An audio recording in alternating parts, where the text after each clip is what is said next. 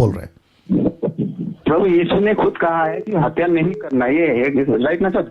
जी तो उन्होंने कहा है कि अगर तुम्हें कोई एक गाल में मारे तो दूसरा भी देना। जी। कहा है अपने शत्रु का अपने समान प्रेम रखना। जी। ये कहा है ना। तो मेरा क्वेश्चन ये है सर, अभी मैं जम्मू कश्मीर से बोल रहा हूँ, मेरा ड्यूटी है यहाँ पे। अगर मेरे आगे अगर मेरा दुश्मन आता है, मैं फौज से हूँ, तो मैं उसको क्या करूँ सर? उसको मैं वेलकम करो कि आओ मेरे को मारो? जी जी जी जी जी जी या फिर क्या करो? इसमें क्या है सर कुछ? जी जी मेरे ये क्वेश्चन मेरी तरफ से सारे जितने भी हमारे मसीह भाई जो फौज में है, जी उनकी ओर से जी बिल्कुल आप इसका एक्सप्लेन कर दीजिए। जी बिल्कुल। अब मैं चाहता हूं कि आप लाइन पे बने रहें और आपका नाम बताइए।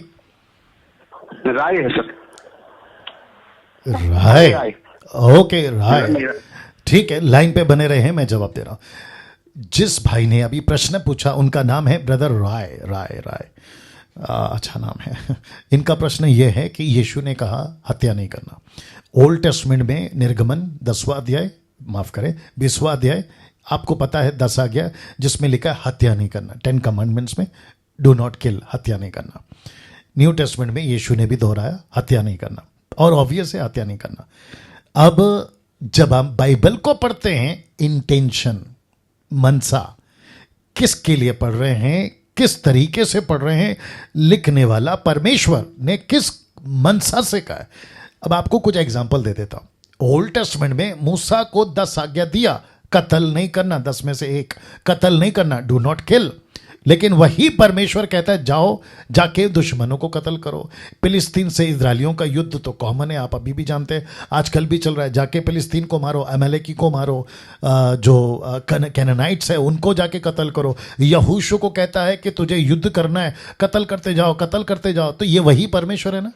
तो इसका मतलब है कि जब यीशु ने कहा, वो सार्वजनिक नहीं है, व्यक्तिगत है। लेकिन जब आप सिपाही हैं, फौजी हैं, मिलिट्री में हैं, नेवी में हैं, पुलिस में हैं, यहां तक कि लोकल पुलिस जिसको एनकाउंटर की ड्यूटी दी जाती है, कल को वो मसीह बनता है तो क्या वो इनकाउंटर करना छोड़ देगा? क्योंकि बाइबल कहती है हत्या नहीं करना। और भाई साहब ने कहा, राय साहब ने कहा कि एक गाल पे मारे तो दूसरा दे दो। फिर ये मजाक में कहते हैं कि अगर दुश्मन सामने है तो कहें कि भाई गोली मार के जाओ क्योंकि मैं विश्वासी हूं। जी नहीं, वो नहीं है, कॉन्सेप्ट क्लियर है।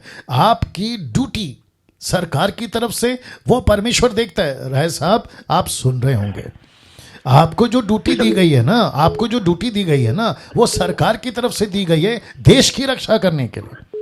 पुलिस को दी गई है देश की रक्षा, लोकल मिलिट्री, आर्मी, एयरफोर्स, विदेशी जितने भी क्रिश्चियंस हैं, इन सब में बहुत सारे मसीह लोग भी हैं।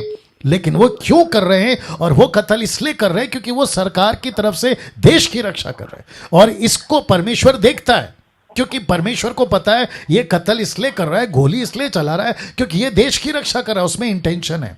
वापस कहता है उसमें इंटेंशन है। किस मनसा से, राय साहब आप सुन रहे हैं, किस मनसा से आप गोली चला रहे हैं? अभी उसी बंदूक को लेकर, ध्यान से सुनिएगा राय साहब, और जितने दर्शक है जल्दी बताओ, 1200 से भी ज्यादा जितने दर्शक है, आपको भी सुनना है। आप उसी बंदूक को लेकर जो बॉर्डर के लिए दी है, राय साहब आपको भी जवाब देना है, उसी बंदूक को लेकर आप पड़ोस में गोली मार सकते हैं? राय साहब आपको जवाब देना है सर। जिस बंदूक को सरकार ने दिया बॉर्डर के लिए, वही बंदूक लेके आप पड़ोसी को गोली मार सकते हैं? नहीं सर, वो ऑर्डर नहीं। तो वही तो बात है ना सर। तो यहां पे इंटेंशन इंपॉर्टेंट है। तो जीसस ने कहा पड़ोसी से प्यार करो, अगर वो तुमको थप्पड़ मारता तो दूसरा दे दो। वो व्यक्तिगत है, वो देश की लड़ाई नहीं है ना। देश की लड़ाई अलग है, इंटेंशन अलग है, मनसा अलग है। आशा करता हूं आपको जवाब मिल गया।